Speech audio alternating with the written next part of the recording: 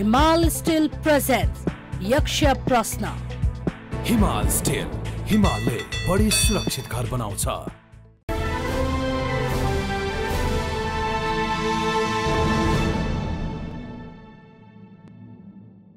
नमस्कार, यक्ष प्रश्नमा तपाईलाई हार्दिक स्वागत छ। म राजेन्द्र मानिया। यक्ष प्रश्नलाई प्रायोजन गरेको छ हिमाल स्टिलले। आजको यक्ष प्रश्न सोध्छौं डाक्टर धवल शमशेर राणालाई। नेपालगञ्ज उपमहानगरपालिकाका मेयर डाक्टर धवल शमशेर राणा राष्ट्रिय प्रजातन्त्र पार्टीको नेता हुनुहुन्छ। आज हामी उहाँसँग दुईवटा प्रसङ्ग जोडेर यक्ष प्रश्न सोध्छौं। एक, दुई पटकको कोरोनाको महामारीमा दुवै पटक सुरुवाती चरणमा नै इपी सेन्टर बन्यो नेपालगञ्ज। सुरुवाती समयमा निकै आत्तिएका जनतालाई ढाडस दिने जनप्रतिनिधि आफै कहाँ र कसो गर्ने अनि जनतालाई कसरी जोगाउने भन्ने एउटा अप्ठ्यारो स्थितिबाट गुज्रिएको स्थिति थियो।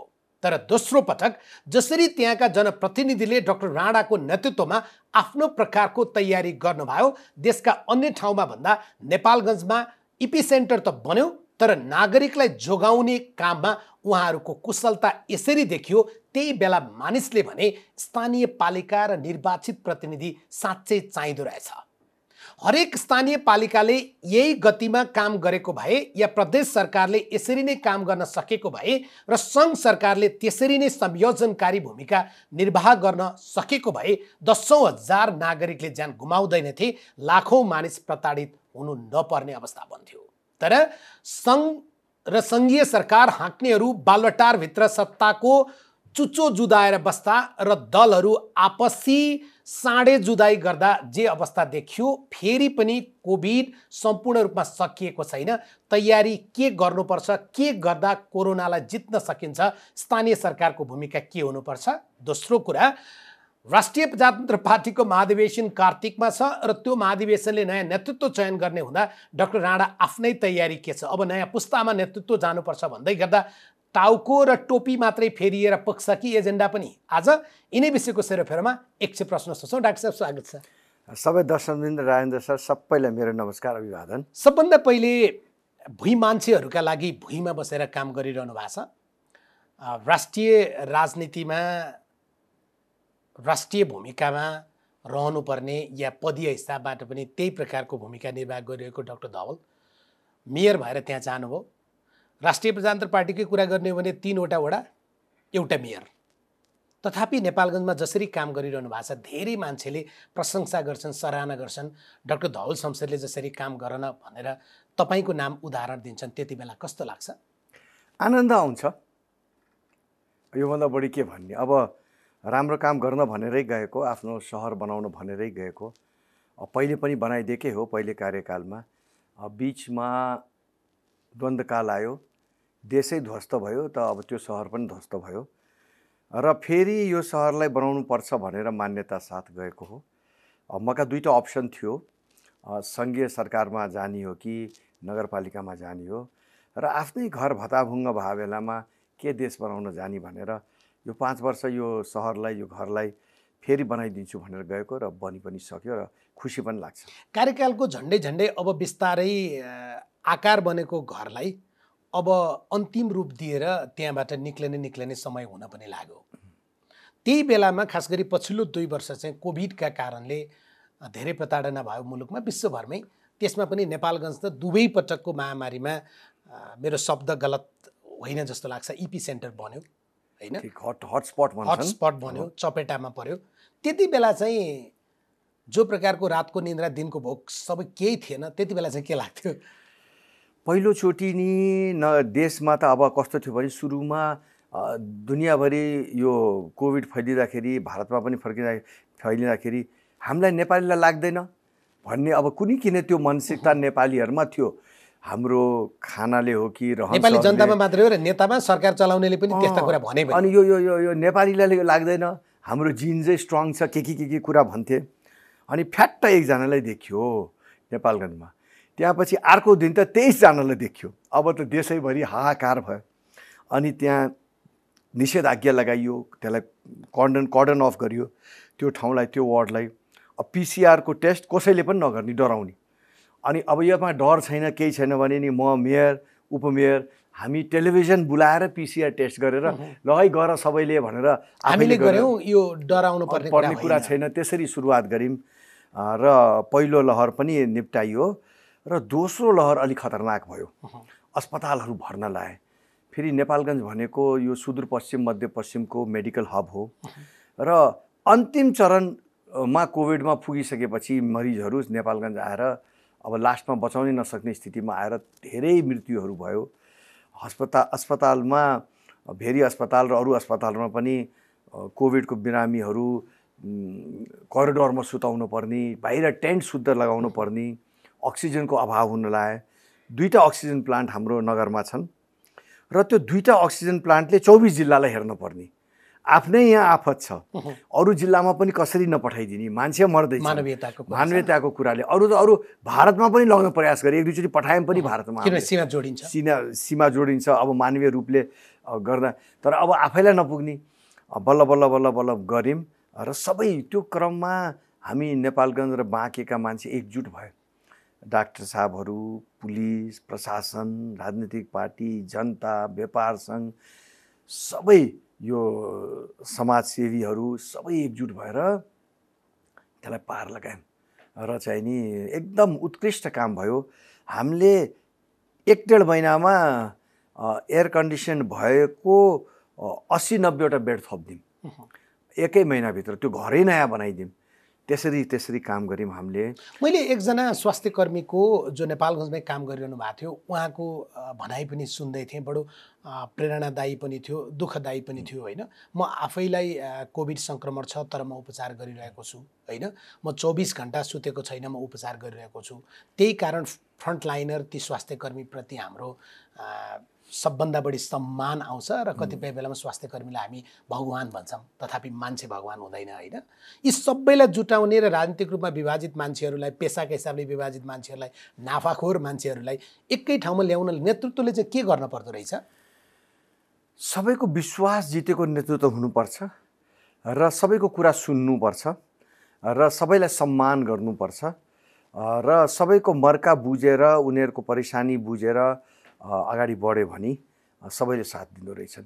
त्यस्तो गर्मीमा त्यो पिपी लगाएर, सुट लगाएर त्यो नर्सहरूले, डक्टरहरूले 2-2 सिफ्ट गरेर त्यो कोभिड उनीहरूलाई पनि बिचाराहरूलाई लागिराखेको छ। हामीले स्वास्थ्यकर्मी थप्दैछौँ, कोभिड लागेर पन्छिँदैछन्। बडा दुःखदायी स्थिति थियो। अब 150वटा बेड हुने ठाउँमा, 180 हुने ठाउँमा 400, 450 बिमारीहरू फेरि दिनकै 15 जना बितिरहेछन्। त्यो आफ्नै एउटा समस्या छ। अरू ठाउँबाट आउँछन्, कोही आउँदा बाटोमा बितिया छ, फेरि तिनको बितिसकेपछि अन्तिम व्यवस्था गर्ने अर्को समस्या। त्यसमा आर्मीको पनि ठुलो रोल भयो। हामीले गाडी घोडा दियौँ आर्मीलाई, आर्मीले पनि ठुलो रोल खेले। अब पुलिसले पनि त्यसको सुरक्षित मान्छे बित्दाखेरि आक्रोश हुन्छ होइन, मान्छेहरूको आक्रोश हुन्छ, त्यसलाई मिलाउनु पर्यो। अब प्रशासनले पनि विभिन्न ठाउँबाट फन्डहरू जोड्ने कामहरू गऱ्यौँ। सबैले सहयोग गरेर राम्रोसित व्यवस्थापन र देशभरि हाम्रा मेडिकल स्टाफहरूले ख्याति प्राप्त गरे, धेरै प्रशंसा पनि पाए। हामी खुसी छौँ यो। तर तपाईँले भन्नुभयो नि डाक्टर साहब, एउटा मेयरका रूपमा, एउटा नेतृत्वका रूपमा, एउटा अभिभावकका रूपमा सबैको कुरा सुन्नु पर्यो, सबैको भावनाको सम्मान गर्न सकियो भने सजिलो हुँदो रहेछ भन्ने तपाईँको अनुभव सुनाउँदै गर्दा अलिकति राजनीतिक रूपमा हामी यति धेरै विभाजित छौँ। यो काङ्ग्रेस, यो कम्युनिस्ट, यो राप्रपा, यो विवेकशील साझा भनेर छुट्याउने र त्यही प्रकारको व्यवहार गर्ने जो प्रणाली हामीले 48 साल पछाडि जो बानी व्यवहार बनायौँ नि, तपाईँ त अघिल्लो पटकको निर्वाचनको कुरा गर्नु नेकपा एमालेबाट हुनुहुन्थ्यो, उसको सङ्गठन ठुलो थियो, अलिक सजिलो थियो। अहिले त तपाईँ राष्ट्रिय प्रजातन्त्र पार्टीबाट जित्नु भएको छ, ओडामा पनि तपाईँका प्रतिनिधि धेरै छैनन्, मेयर तपाईँ राप्रपाबाट, उपमेयर कङ्ग्रेसबाट होइन। त्यो अवस्थामा राजनीतिक रूपमा आफ्नो दल अल्पमतमा हुँदा सजिलो हुँदो रहेछ कि अप्ठ्यारो? हेर्नुहोस्, म त अब बहुमतको पनि मेयर भइसकेँ, अल्पमतको पनि मेयर भइसकेँ, साझेदारीको पनि मेयर भइसकेँ। त्यो केही पनि फरक पर्दो रहेछ। आफ्नो व्यक्तिगत स्वार्थभन्दा माथि उठेर काम गरेर सबैले बुझिसकेपछि यो कुरा सबैले सहयोग गर्छन्। त्यत्रो कोभिडको बेलामा त्यहाँ फरक पार्टी छ नेपालमा भन्ने त्यस्तो अनुभूति नै भएन। होइन, यहाँ त एउटा यस्तो चलन छ नि त, राम्रै काम गरे पनि फरक दलको हो भने त्यसको विरोध गर्नुपर्छ त्यहाँ गरिन्न, बाँकेमा गरिन्न। अब मैले भनौँ न प्रस्ताव ल्याउँदाखेरि केही चिजको नेतृत्व जो मान्छे जुन ठाउँको लागि ठिक छ कुनै पार्टीको होस् उसको नाम सिफारिस गरिदिने। अब यो एकचोटि दुईचोटि गरेपछि सबैले विश्वास गर्छ कि यो व्यक्तिले पार्टीको स्वार्थ र आफ्नो स्वार्थभन्दा माथि गरेर काम गर्छ, यसलाई सहयोग गरौँ भने त्यही हो भाग। अब यो सामूहिक यो हितमा भइरहेछ यो कामहरू, यहाँ भइरहेको काम, यसमा हामी बाधा अर्चन नगर। त्यो नगरपालिकामा हेर्नुहोस् कसैले बाधा अर्चन पुर्याउँदैन। होइन, अब अर्कोचोटि डाक्टर धवल मेयर उठ्ने होइन, उहाँलाई जति सक्दो छिटो सफल बनाएर यहाँबाट पठाउन पाए सजिलो हुन्थ्यो भन्ने कारणले हो कि? यहाँबाट पठाउँ भन्दा पनि हाम्रो नगर बनिराखेछ, कसैको स्वार्थ गाँस्या छैन। सबैलाई त आफ्नो नगरको आफ्नो जिल्लाको माया हुन्छ, ल बन्न दिउँ हामी पनि सहयोग गरौँ भनेर सबै कमिटीमा बसिदिन्छन्, सबै ठाउँमा सहयोग गरिदिन्छन्। हामीले पनि अरूहरूको मर्का बुझिदिन्छौँ। त्यस्तो त्यहाँ विभिन्न पार्टीको खिचातानी त्यस्तो केही पनि छैन। बडा मजाले चलिरहेको छ। र अहिले पनि म यहाँ छु, उपमेयरजी हुनुहुन्छ त्यहाँ, अझ वार्ड अध्यक्षहरू हुनुहुन्छ, बोर्डका मित्रहरू मजाले चलाइराख्नु भएको छ, केही पनि समस्या छैन। जस्तै तपाईँले स्रोत र साधनको कुरा गर्दा हामी सङ्घीयतामा गयौँ, तपाईँले हाँकिरहेको स्थानीय सरकार हो, हामीसँग प्रदेश सरकार छ र सङ्घीय सरकार छ। स्थानीय सरकारलाई चाहिँ यो कोभिड नियन्त्रणका लागि धेरै ठाउँमा चाहिँ स्रोत साधनको कमी भयो, हामीसँग अस्पतालहरू स्वास्थ्य कर्मीहरू चाहिने जति होइन, अहिले त खोपको कुरा भयो, त्यो हामी कहाँ पुगेन भन्ने जो प्रकारको गुनासो हुन्थ्यो, स्रोत साधनको हिसाबले चाहिँ कस्तो हुँदो रहेछ? सुरुमा चाहिँ बडा अप्ठ्यारो पर्यो। भारतबाट मित्र राष्ट्रबाट आएकोलाई पनि हामीले क्वारेन्टाइन गर्नुपर्ने, टेन्टहरू लगाएर राख्नुपर्ने। त्यसबेला प्रदेशले पनि अब लिभ सर्भिस दिन्छु भन्ने नदिने, केन्द्रबाट पनि आएन। त हामीले आफ्नै स्रोत साधन प्रयोग गऱ्यौँ।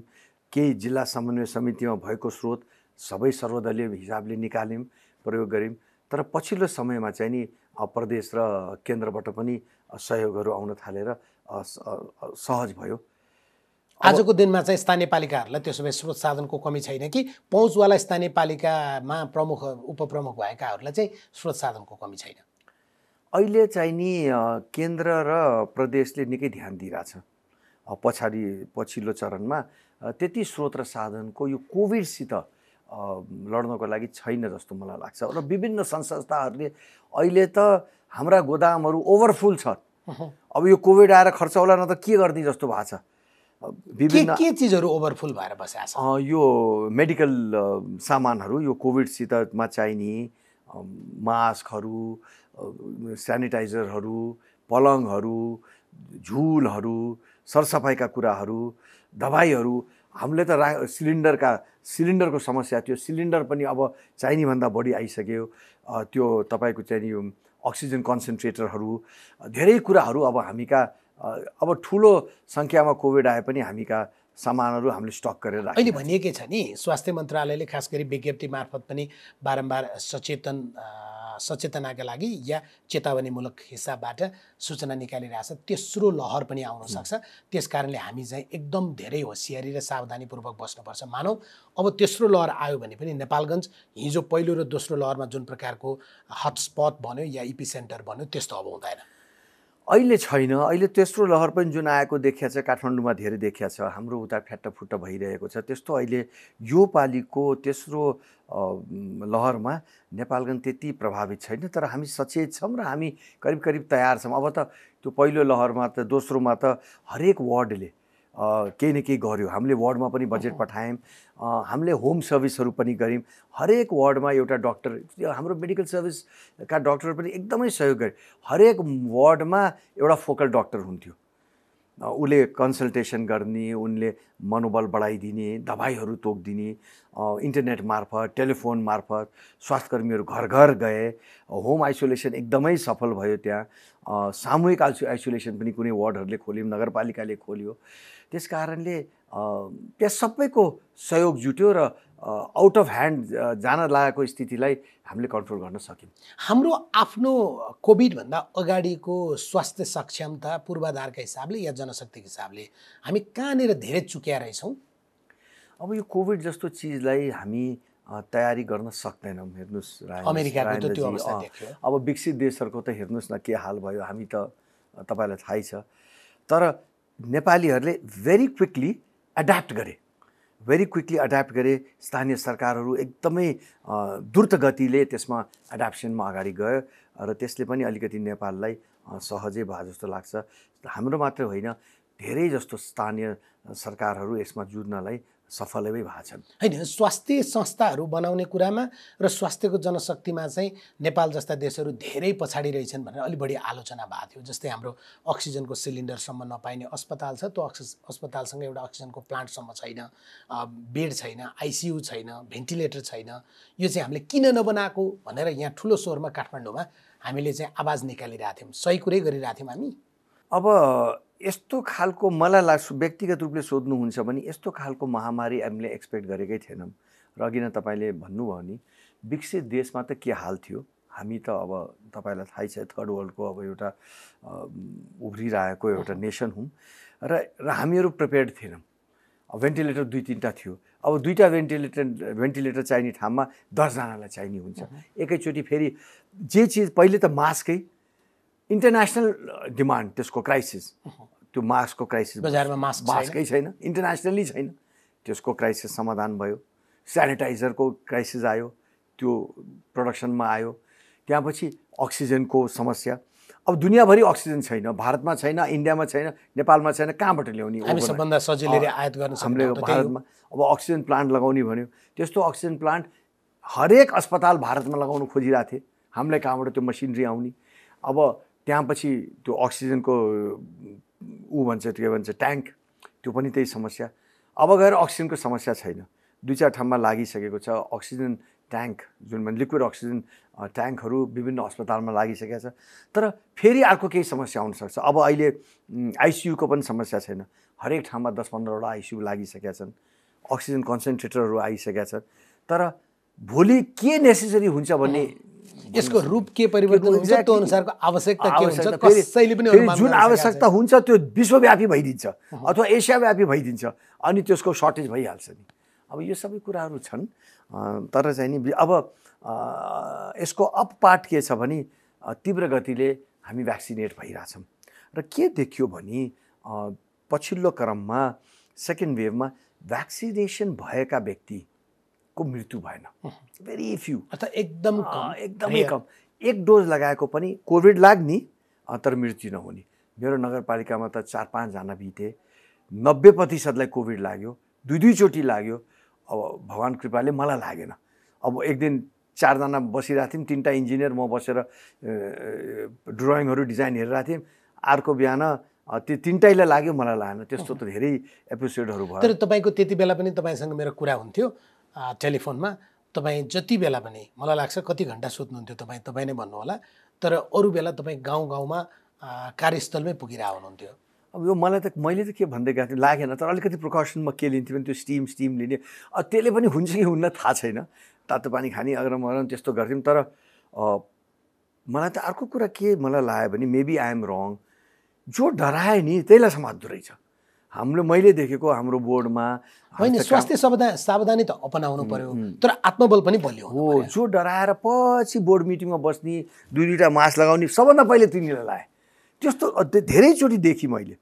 अब मैले कन्ट्रोल गर्नै सक्दैन, मान्छेको कागज आउँछ, छुनै पर्यो, हेर्नै पर्यो, पढ्नै पर्यो, भन्नै पर्यो, अस्पताल जानै पर्यो, अब आइसोलेसन सेन्टर जानै पर्यो, हेर्नै पर्यो।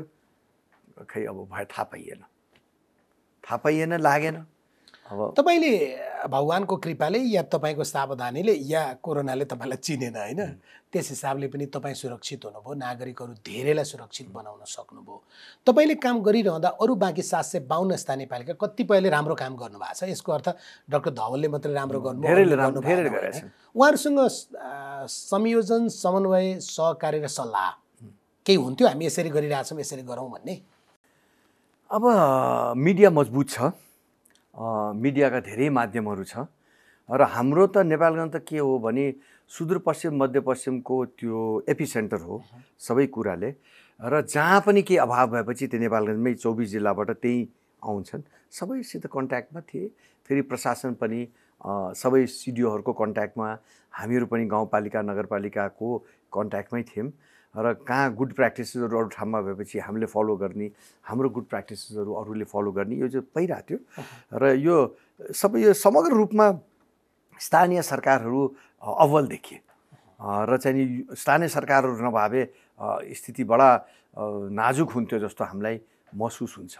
तपाईँले यसो भन्दै गर्दा तपाईँ जुन दलसँग आबद्ध हुनुहुन्छ त्यो दलको आजको दिनको पनि राजनीतिक मार्गचित्र चाहिँ यो सङ्घीयता चाहिँदैन, शक्तिको विकेन्द्रीकरण गरौँ, स्थानीय निकायलाई सबलीकरण गरौँ, तर सङ्घीयता हुन्न भन्ने छ।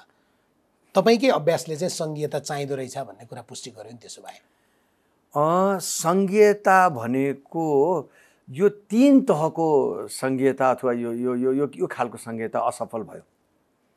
हामीले देखिरहेछौँ, सबैले महसुस गरिसकेका छ कि प्रदेशको जुन तह छ त्यो साँच्चै केही अननेसेसरी छ, उसको भूमिका छैन। त्यस कारणले अब हामी कस्तो सोचमा गइराखेका छौँ भने मजबुत सङ्घ र मजबुत स्थानीय सरकार, 50% स्थानीय सरकार घटाइदिने, ठुलो बनाइदिने, अधिकांश पावर उसलाई दिने, त्यो देखियो राम्रोसित चल्छन् र थोरै मन्त्रालय र सङ्घको पनि प्रतिनिधित्व पनि कम हुने, यो यति धेरै मान्यहरू चाहिँदैन।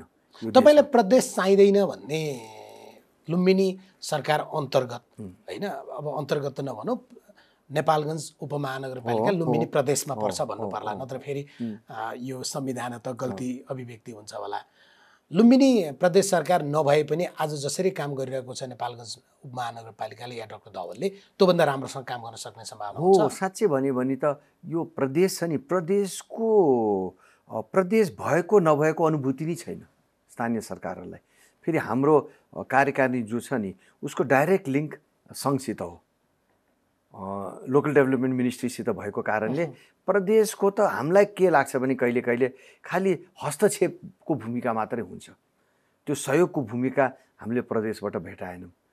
र धेरै राजनीतिक रूपले प्रदेश चाहिँ नि गर्सित छ, प्रदेशहरू गर्सित छन्, बदनाम छ अहिले त। मैले अलिकति सफ्ट शब्द राखेको, राजनीतिक रूपले गर्सित छ र उसको अनुभूति नै दिलाउन सकेन। यो 5 वर्षमा हामी प्रदेश छौँ र हामी केही गरिरहेछौँ भन्ने त्यो स्थानीय सरकारहरूले त्यो अनुभूति नै गर्न पाएन।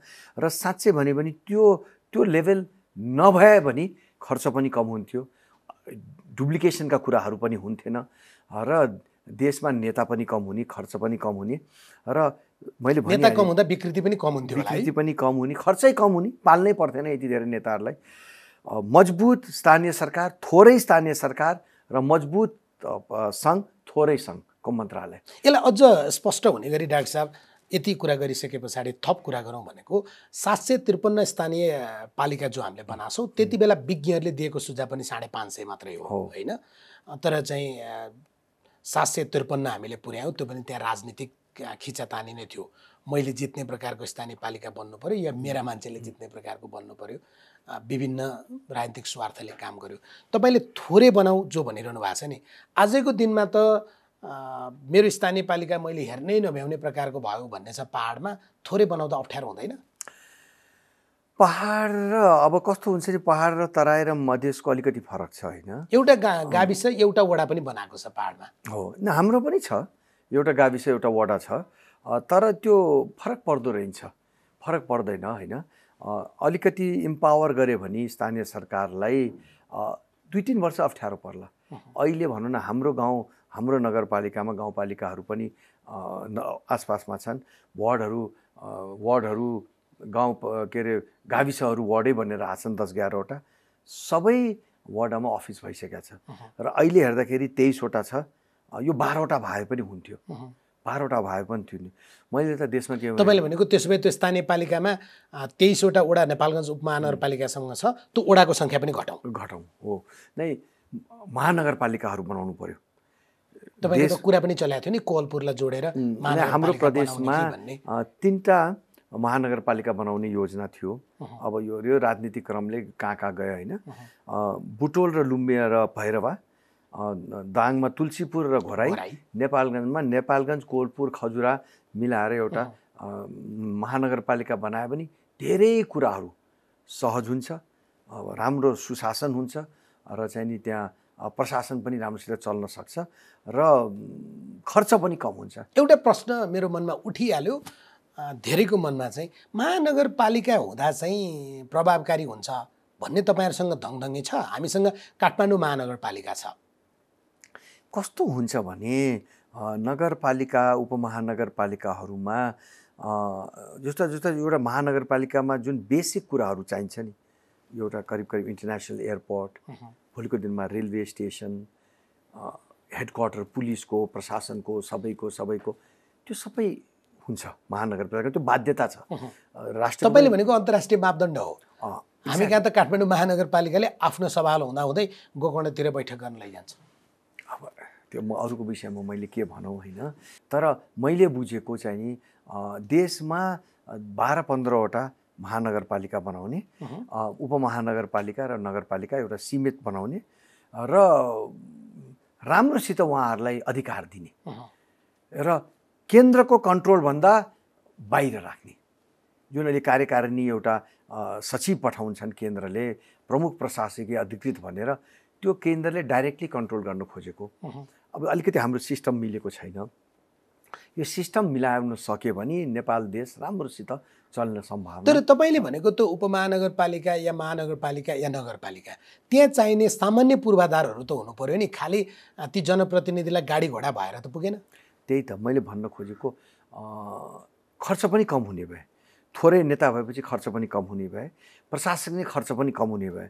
तिनटालाई एउटा मिलाएर त्यति नै प्रशासनिक खर्च लाग्छ, तिनटा अलग अलग खर्च लाग्ने भए प्रशासनिक खर्च एउटा त्यो हुने भए, एउटा पुलिस प्रशासनलाई पनि सजिलो हुने भयो, एउटा अहिले त कसको कुरा मान्ने भन्ने छ पुलिस प्रशासन। त्यही भने त्यो पनि हुने भयो। धेरै कुराले ठुलो राम्रो र मजबुत स्थानीय सरकार बनायो भने त्यो सबैलाई त्यसले फाइदा हुन्छ। त्यहाँ अर्को प्रश्न पनि उठाएको छ, स्थानीय पालिकामा प्रत्यक्ष निर्वाचित या दलगत भावनाभन्दा माथि हुने प्रकारको जनप्रतिनिधि बनाइयो भने काम गर्न सजिलो हुन्छ भन्ने प्रश्न पनि उठाएको थियो। त्यो यो सिस्टमहरू फरक छ राजेन्द्र सर, कसरी निर्वाचन हुने। हाम्रो यहाँ मिक्स सिस्टम गर्न खोजेको छ होइन, डाइरेक्ट भनौँ न मेयर उपमेयर डाइरेक्ट इलेक्सनबाट आउनुपर्ने, तर धेरै कुरा उसले बोर्डको अन्तर्गतमा बस्नुपर्ने। ऊ न प्रेसिडेन्सियल सिस्टम भयो न प्राइम मिनिस्टर सिस्टम भयो। हामीले एउटा सिस्टम छान्नुपर्छ कि प्रेसिडेन्सियल सिस्टममा जानुपर्छ, मेयरलाई उपमेयरलाई विशेष अधिकार दिएर बोर्डको कब्जाभन्दा बाहिर राख्नुपर्छ, अथवा प्राइम मिनिस्टर सिस्टम जाने भए उनीहरू पनि त्यो बोर्डबाट आउने, निर्वाचित भएर आउने। यो हाइब्रिड गर्न खोजेर अलिकति हामीलाई समस्या छ। त्यसमा अझै स्थानीय सरकारहरूलाई कन्ट्रोल गर्न केन्द्रले प्रमुख प्रशासकीय अधिकृत धेरै ठाउँमा बन्द गरिहाल्यो। त्यो बन्द गर्नु धेरै ठाउँमा त पुग्दैनन्। त्यो निमित्तले महिनौ चलाउँछ। हाम्रो यहाँ 5वटा चेन्ज भइसक्यो। अब एउटा नयाँले काम गर्दै हुन्छ, अर्को आउँछ जसलाई अब त्यो मन्त्री चेन्ज भयो, यो पनि चेन्ज भयो। अब उसलाई बुझ्नै 6 महिना लाग्छ। लोकल डाइनामिक्सहरू बुझ्दा उसको ट्रान्सफर भइहाल्छ। नयाँ मान्छेलाई लोकल डाइनामिक्स बुझ्न 5 महिना लाग्छ, उसको ट्रान्सफर हुने बेला आयो। बडा यो तपाईँले सोध्नु भएन 5वटा प्रमुख प्रशासकीय अधिकृत परिवर्तन हुँदा तिम्रो के स्वार्थले कति पैसा लिएर यी मान्छे परिवर्तन गरिरहेछौ भनेर कसलाई सोध्ने? कुनै मन्त्रीलाई कि पठाउनेलाई? मन्त्रीले जवाब थोरै दिन्छ। मन्त्रीले जवाब केही पनि दिँदैन। मन्त्रीले जवाबदेही मन्त्री देशमा भयो भए त राम्रो देश चल्थ्यो त। आज हेर्नुहोस् न देशको ताल, हाम्रो सरकारको ताल, हाम्रो प्रशासनको ताल, मन्त्रालयहरूको ताल, जिम्मेवार व्यक्तिहरू भए भए त अब यो देशै राम्रो हुन्थ्यो होला। त्यस कारणले अलिकति हाम्रो नियम र कानुन र लोकल एडमिनिस्ट्रेसनलाई चेन्ज गर्न सक्यो भने अप्ठ्यारो छैन।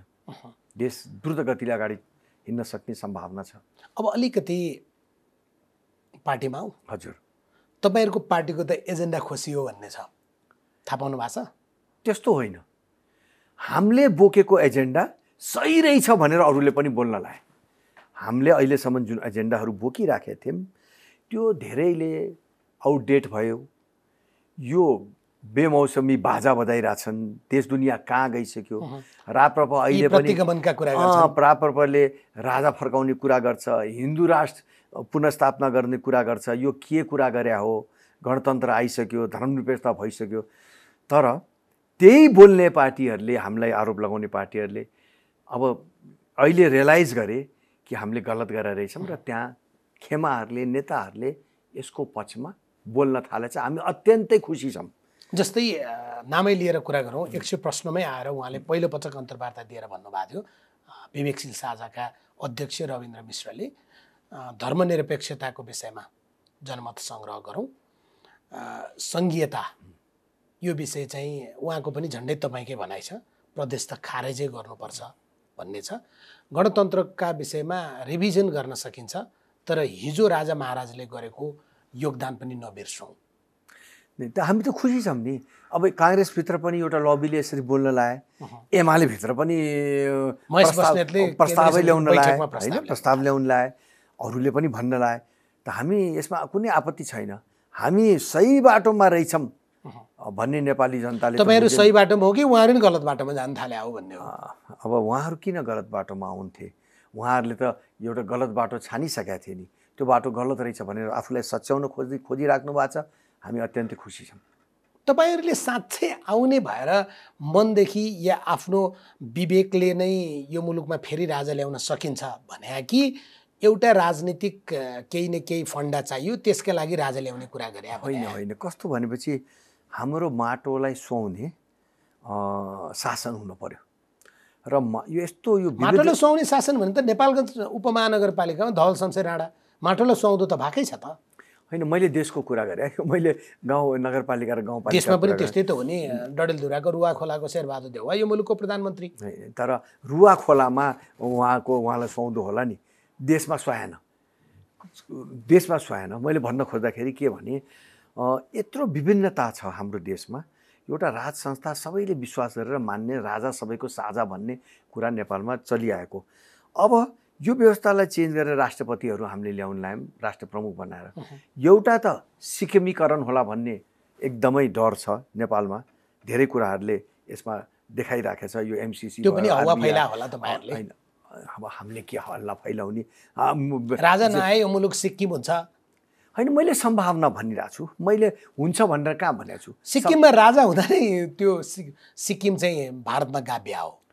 सिक्किममा नेताहरूले भारतमा गाभिदिया हो, बहुमतले भारतमा गाभिने भनेर गाभिदिया हो संसदकै बैठकले। हाम्रो यहाँ पनि तपाईँले संसदहरूलाई चिन्नु भएको छ, उहाँहरूको काम क्रिया देख्नु भएको छ। हाम्रा यी सांसदले देश बेच्छन्? ठुलो सम्भावना छ। नबेच्लान् भन्ने सोच गर्न सकिन्न। जे कुरा जसरी उहाँहरू अब पासपोर्ट त बेच्छन्, के बेच्छन्, अब त्यो विषयमा नजाउँ। तर यस क्रममा ठुलो रकम पाए पनि देशै बेचिदिने हुन् कि कहीँ घापिदिने हुन् कि। तर एउटा राज संस्थाले आफ्नो लागि भए पनि यो देश बचाइराख्छ है। एउटा चिज चाहिँ मान्छेहरूले अब त्यो प्रसङ्ग मिलेर भने या आफ्नो के को न्यानोलाई होइन, जति बेला चाहिँ अशरफ गनी चाहिँ आफ्नो देश छोडेर ताजिकिस्तान भाग्नुभयो भनेर अफगानिस्तानको खबर आउँदै थियो, त्यति बेला तपाईँ जस्ता राजालाई प्रेम गर्नेहरूले, पूर्व राजालाई प्रेम गर्नेले चाहिँ हाम्रा राजा ज्ञानेन्द्र त्यति बेला भागेर भनेर बडो सामाजिक सञ्जालमा मजा लिइरहेको थियो। नै ठिक छ, अब त्यो लिनेले मजा लिए होला नि। तर राजाले एकदमै देश र जनताको पक्षमा मेरो देश हो, जनताले आज गणतन्त्र चाहिएको छ, मलाई ब्याक हो भनेको छ, मैले दिइँ ल भने दिएकै हो नि। सानो 2-4 जना मान्छे बित्ने बित्तिकै उहाँले छोडिदिनु भयो। जनताको उहाँले छोडेर जनता, सर्वसाधारण जनता भएर बस्न रुचाएको र उहाँको जीवनशैली हेर्दा खुसी बाँचिरहेको कुरामा तपाईँहरूको राजनीतिक एजेन्डाका लागि उहाँलाई बारम्बार किन घोचिरहनु पर्यो त? हामीले उचालिरहनु पर्यो, होइन, त्यस्तो पनि होइन। राज संस्था यो देशमा अपरिहार्य छ। यो देशको सार्वजनिक हितको लागि यो राज संस्था चाहिन्छ भनेर हामीले भनेका छौँ।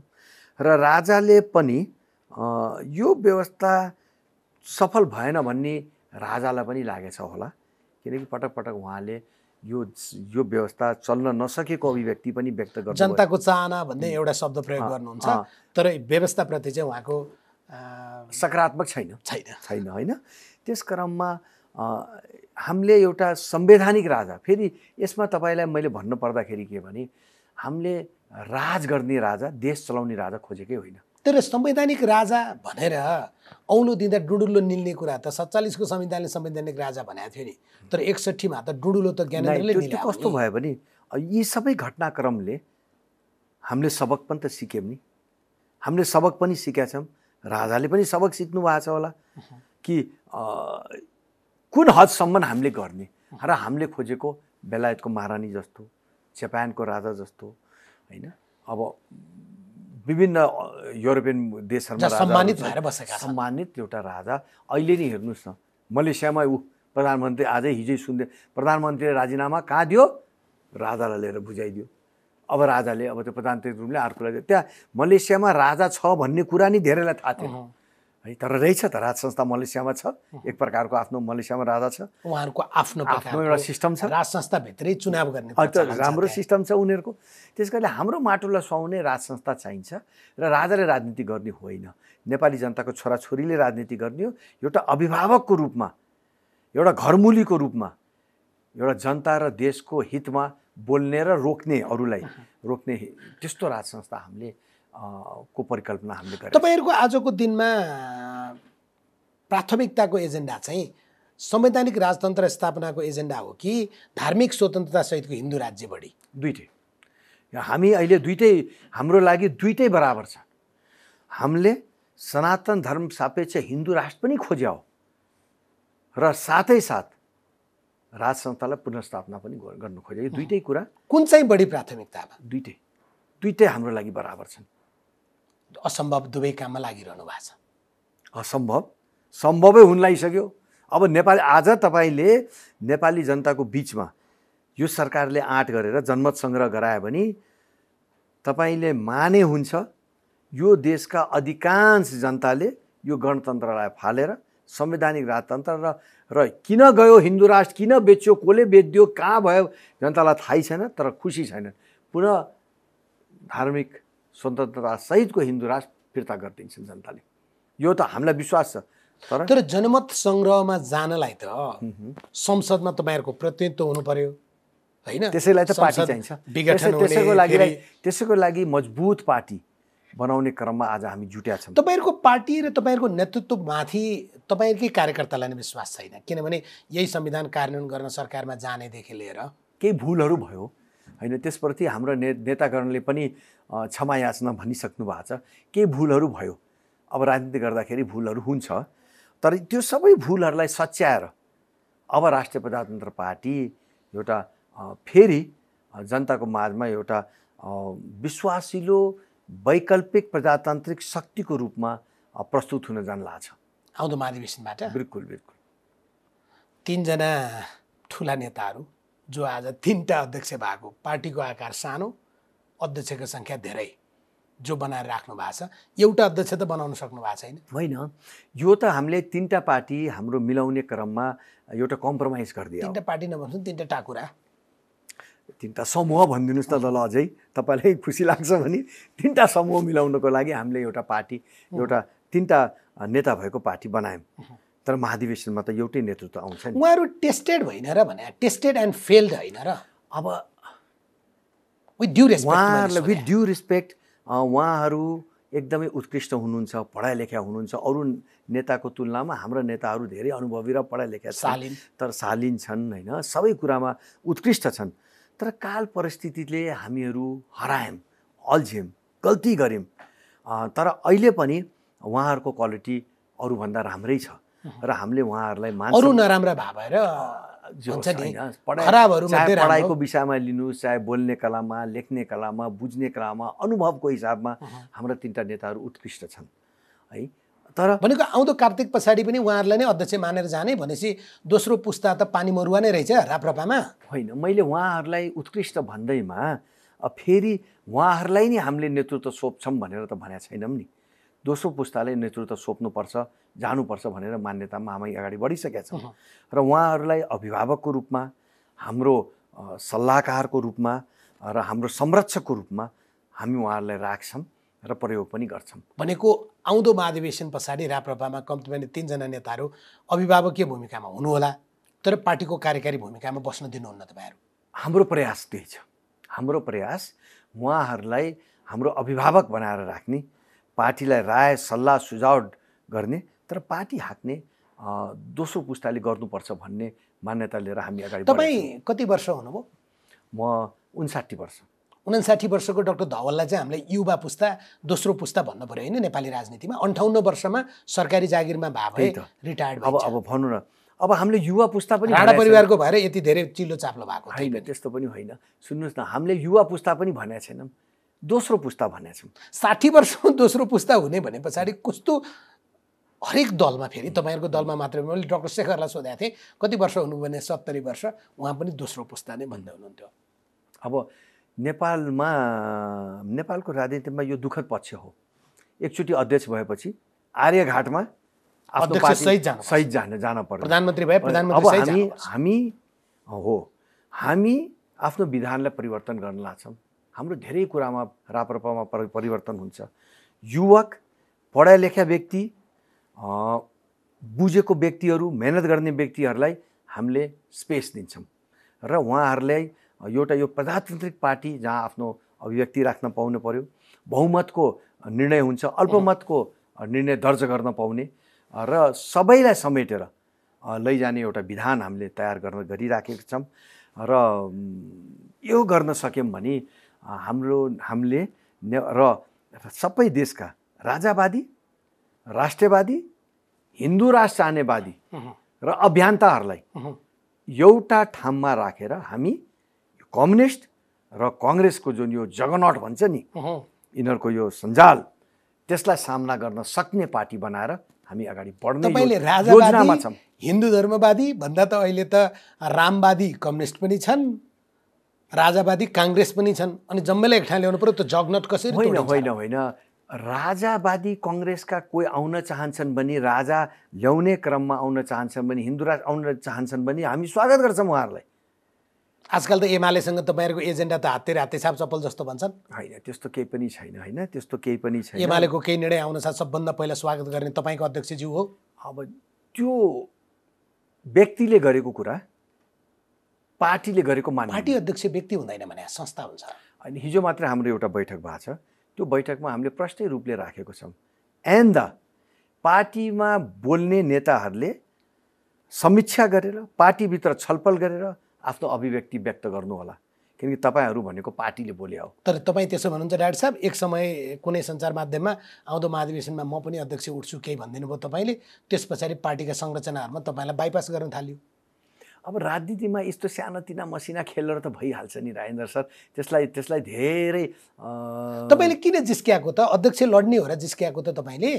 किन नयाँ पुस्ता त लड्ने त भइसकेको छ नि राजेन्द्रजी। नयाँ पुस्ता पछाडि हट्दैन। मैले तपाईँको टेलिभिजन मार्फत भनिरहेको छु। फेरि त्यसमा मैले भन्दाखेरि मैले भन्नुपर्छ, म मात्रै होइन, हामी 3-4 जना नेता छौँ नयाँ पुस्तामा।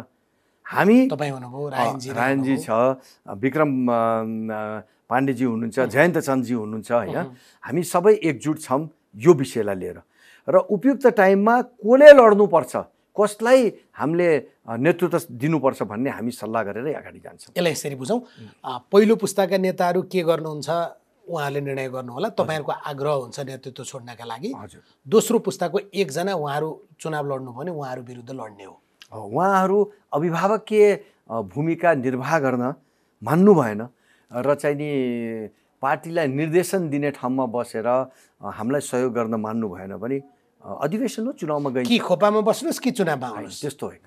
हामीलाई कि निर्देश गर्नुहोस्, सल्लाह दिनुहोस्, सुझाव दिनुहोस्, आफ्नो शक्ति पनि पार्टीलाई अगाडि बढाउनमा लाग्नुहोस्, कि हामीहरू पनि महाधिवेशनमा सहभागी भएर अगाडि बढ्छन्। कतिपयले के भन्छन् भने राजेन्द्र लिङ्गदेन कि धवल शमशेर भन्दा राजेन्द्र लिङ्गदेन भन्छन्, उनीहरूले सही कुरा भनिरहेका छन्।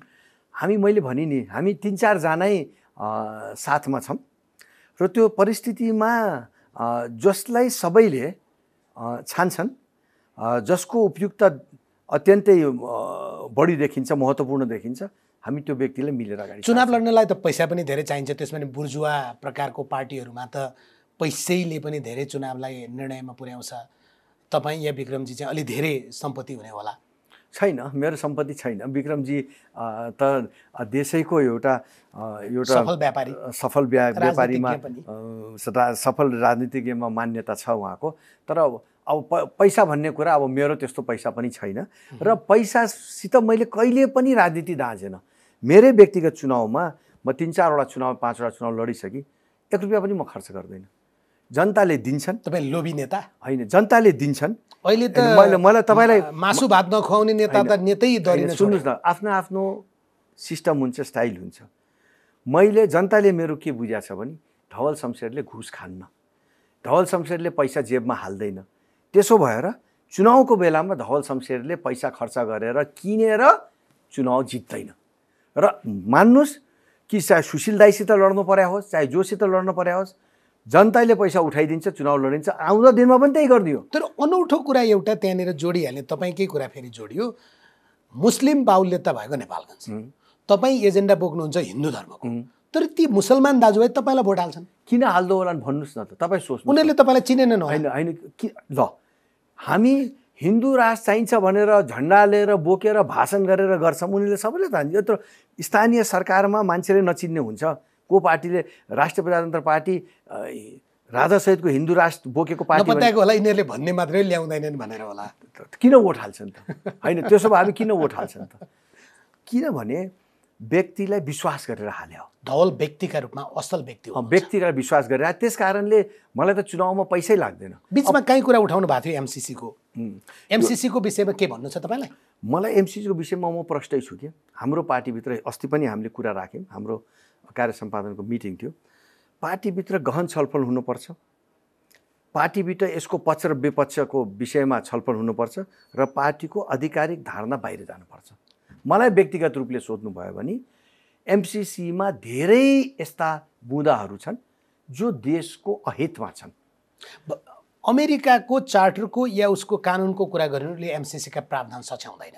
त्यस अर्थमा तपाईँलाई आपत्तिजनक लाग्छ भने त एमसिसी ल्याउनु हुँदैन भन्नु पऱ्यो नि तपाईँले। होइन, उनीहरूले हाम्रो देशलाई अहित हुने कुरा सच्याउन भने ल्याउनु पर्ने आवश्यकता। तपाईँ एमसिसीको विपक्षमा हो? मैले होइन, आजको जे प्रावधान जसरी यो एमसिसी आयो र जे एमसिसीमा छ त्यो बुँदाहरू नेपाली जनता र नेपाल राष्ट्रको अहितमा हुने बुँदाहरूलाई हटाउनु भयो भने पुनः सोच्न सकिन्छ। जस्ताको तस्तै एमसिसीको म पक्षमा छैन। आउँदो महाधिवेशनबाट राष्ट्रिय राजनीतिमा फेरि फर्किने, अब स्थानीय तहमा चुनाव नलड्ने। तपाईँलाई धन्यवाद। धन्यवाद सर। एकछिन प्रश्नमा डाक्टर धवल शमशेर राणा आज हामीसँग हुनुहुन्थ्यो। खास गरी उहाँको नेतृत्वमा उहाँ जस्तै धेरै जनप्रतिनिधिले स्थानीय पालिकामा सफल रूपमा कोभिड विरुद्ध लडेर जनता जोगाउने काम गर्नुभएको छ। त्यसमध्येको एउटा सफल पात्रलाई आज हामीले राष्ट्रिय प्रजातन्त्र पार्टीको महाधिवेशन, त्यसै गरी उहाँहरूको एजेन्डा र मुलुकका केही एजेन्डा जोडेर 100 प्रश्न सोध्यौँ। 100 प्रश्न आजका लागि यहीँ सकिन्छ। नमस्कार।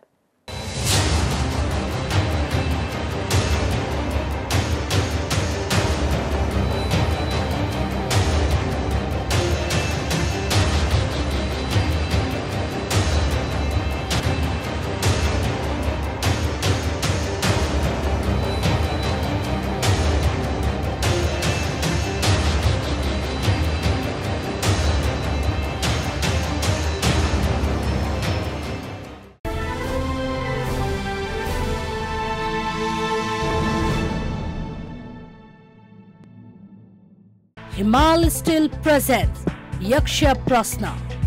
हिमाल स्टिल हिमालले बढी सुरक्षित घर बनाउँछ।